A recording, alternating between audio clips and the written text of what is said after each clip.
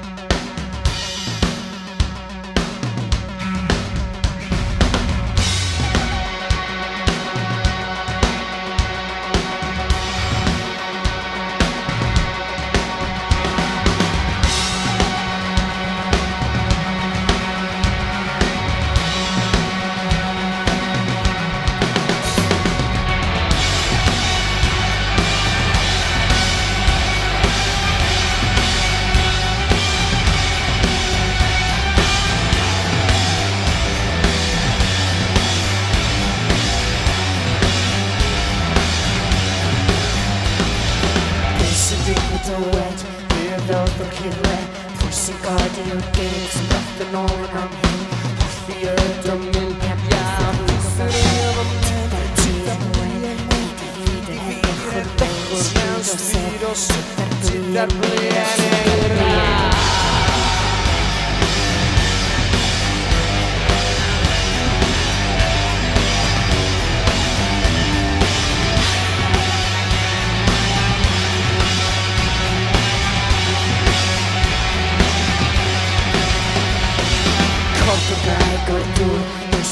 It's a story, the maratica voggiato e mi ha detto le cari, si fosse io metterci da qui e penserai tu per finché until credi.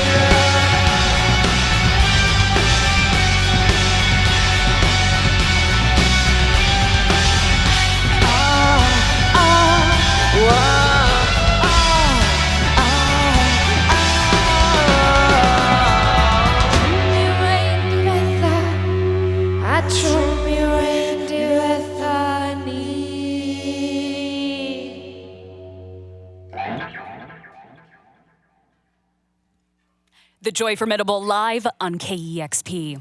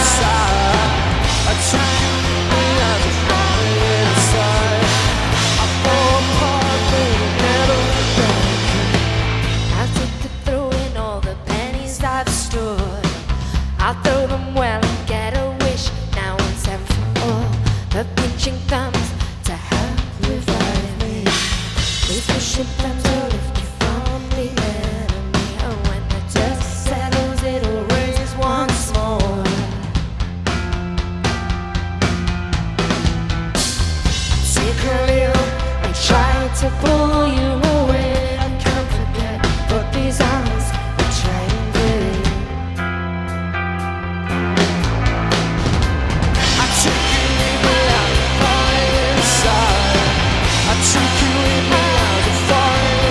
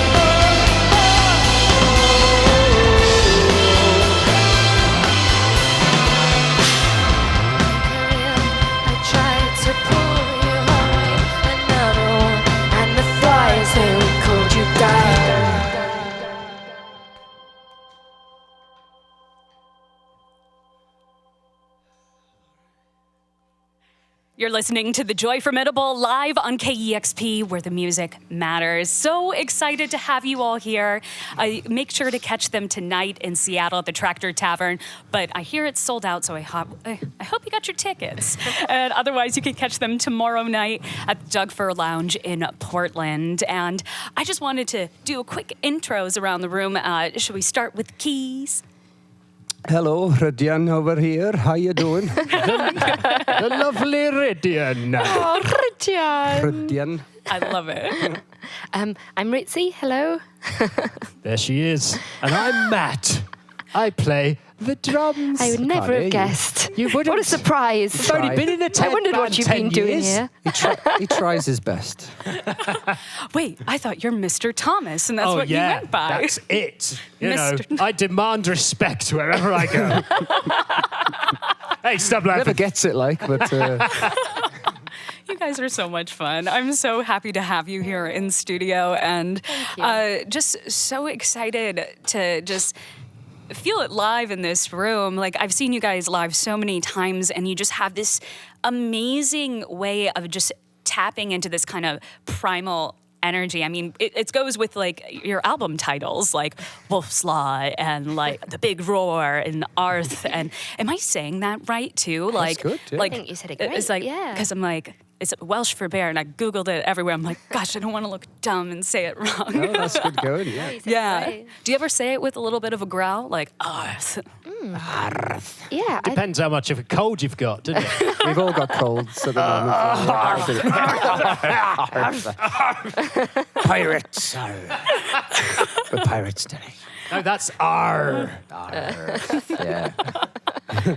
I love, like, you guys are taking me back to majoring in theater right now. I love it. And but just going back to this energy, how have you all just like kind of tapped into that strength whenever you're, writing, recording, or performing live? Wow.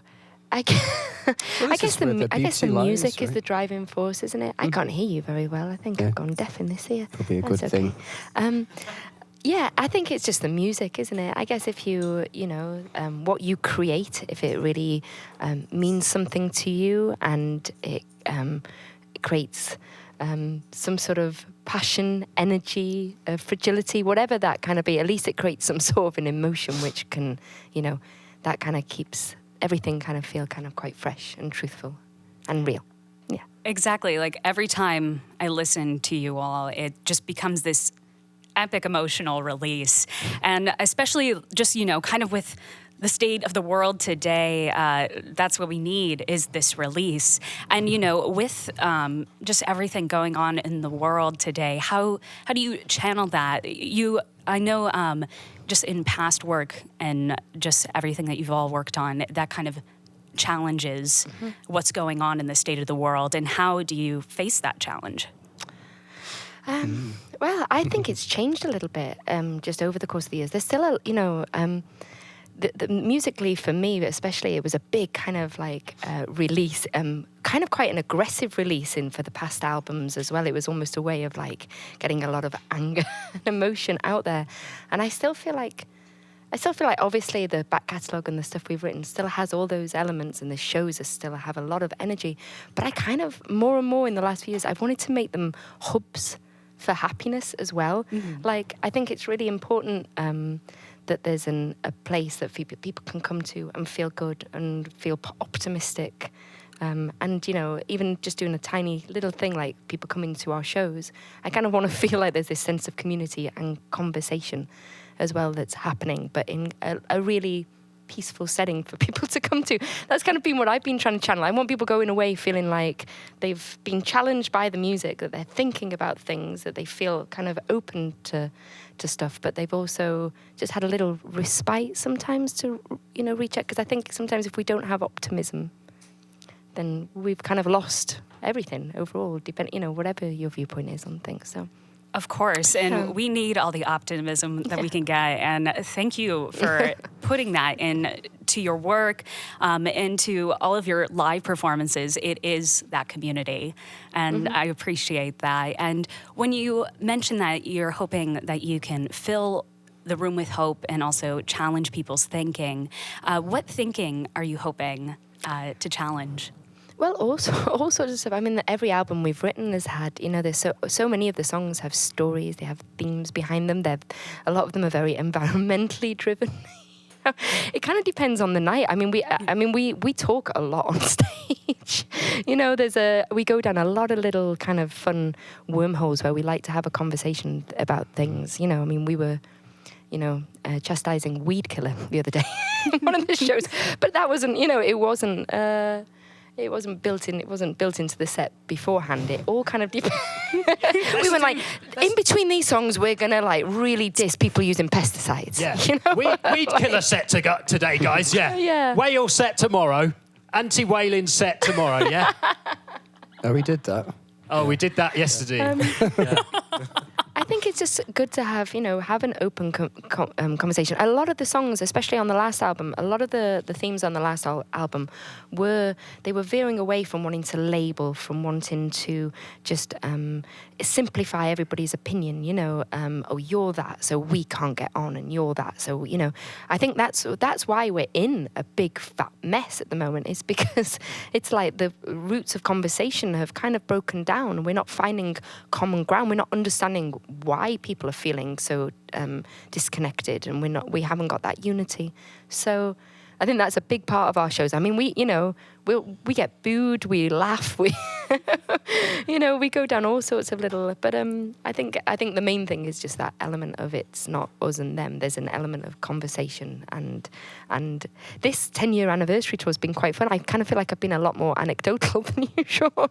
I don't know if there's just some sort of nostalgia come over, but I'm enjoying kind of telling people the history of why we've written these songs and what they meant to us in the past. Because I think we've always been a little bit more coveted about some of our, we haven't kind of always told what it was that drove us inspirationally at each moment. And with looking back at the 10th anniversary of A Balloon Called Moaning, like what have you learned? Like, what have you discovered? Like, I know you're like talking about anecdotes now, and I'm like, it's time. Right.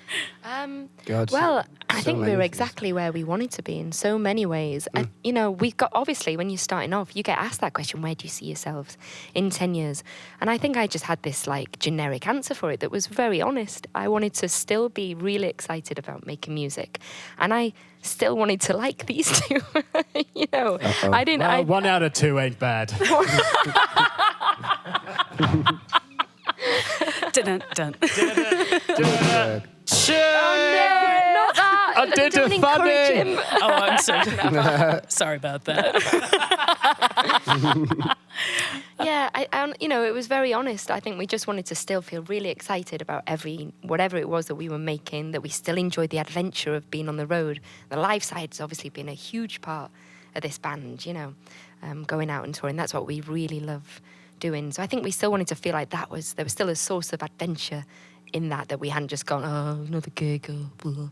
Yeah, play that in this order. We still wanted to keep that really fresh, and still have all.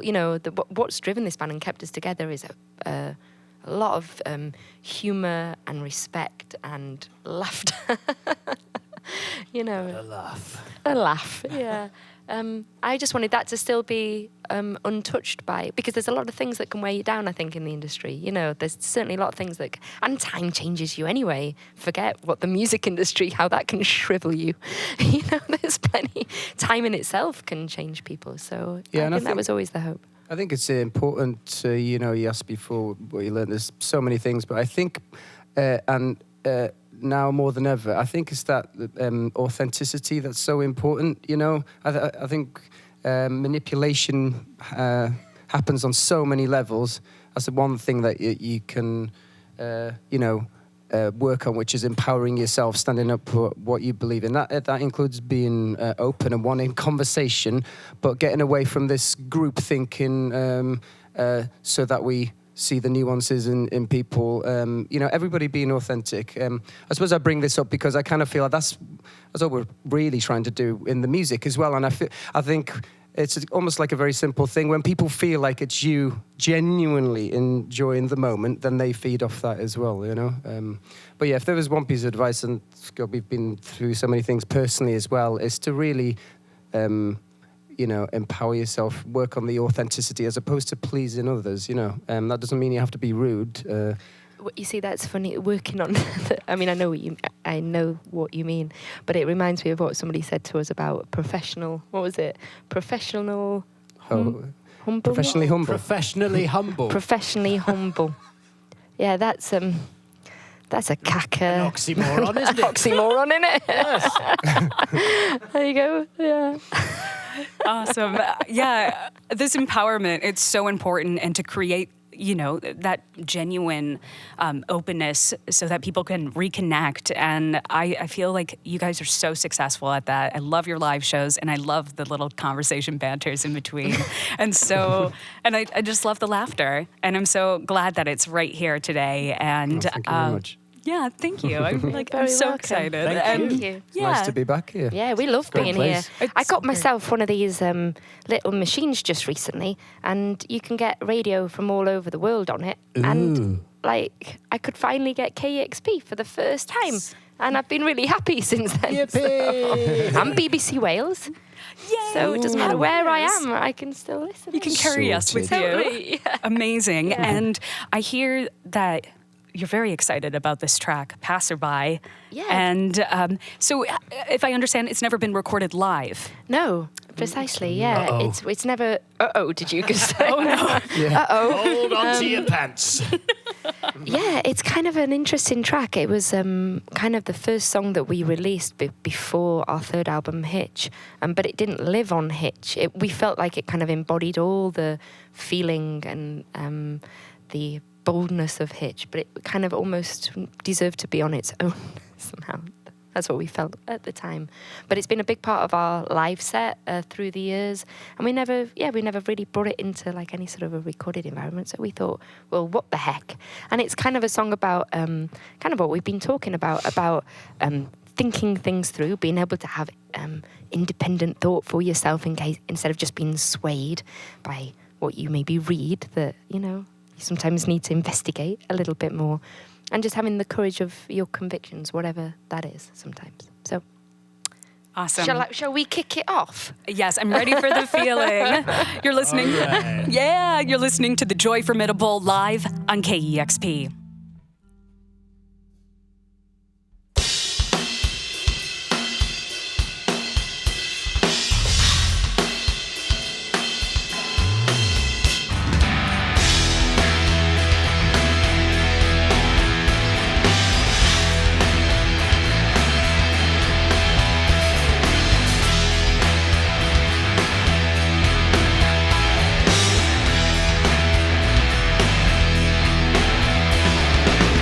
What was it that you once said to me?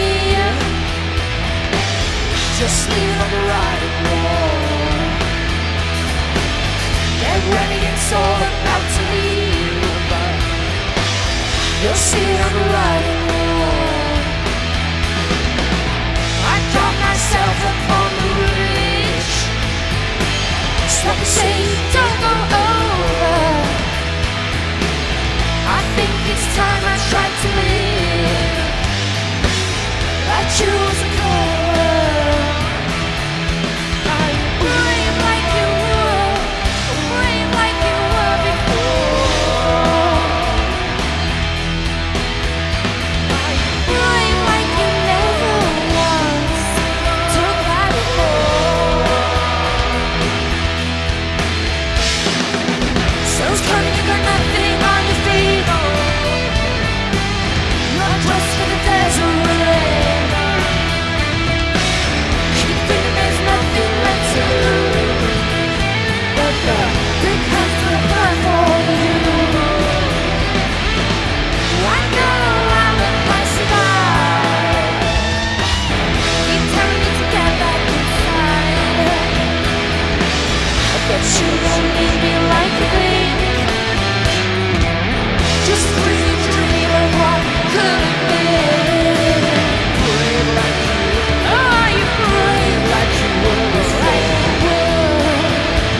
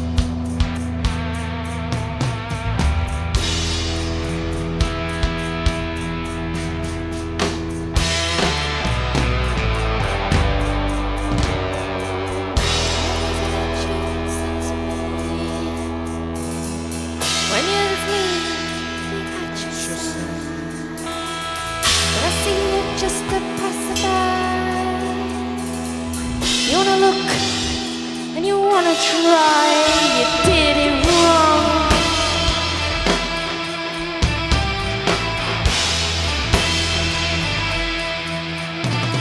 Did it wrong.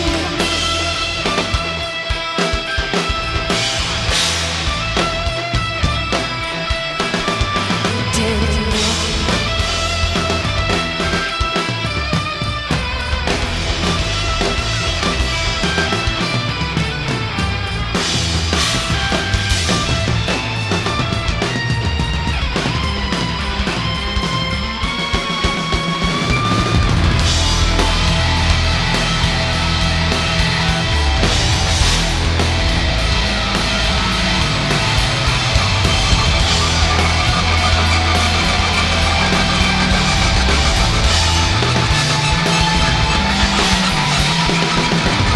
What was it that you once said to me? Just leave on the riding board. Get ready, it's all about to leave.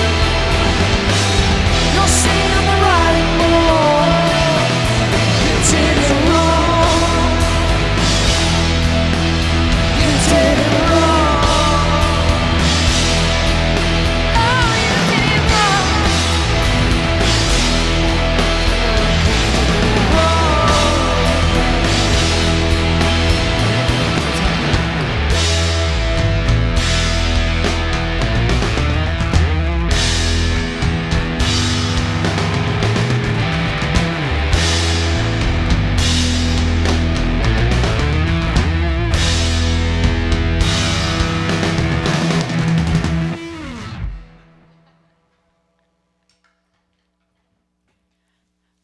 You just heard The Joy Formidable live on KEXP. Thank you so much for just all that energy. I love it.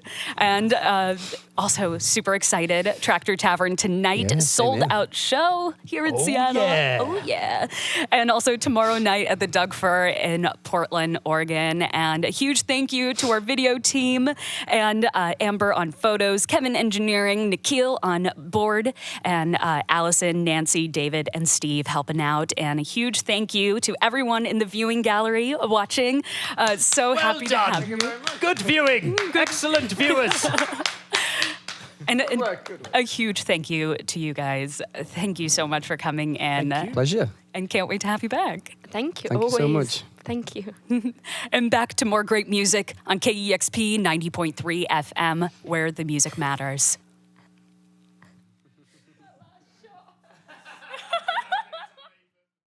Discover new music at listener-powered KEXP.org.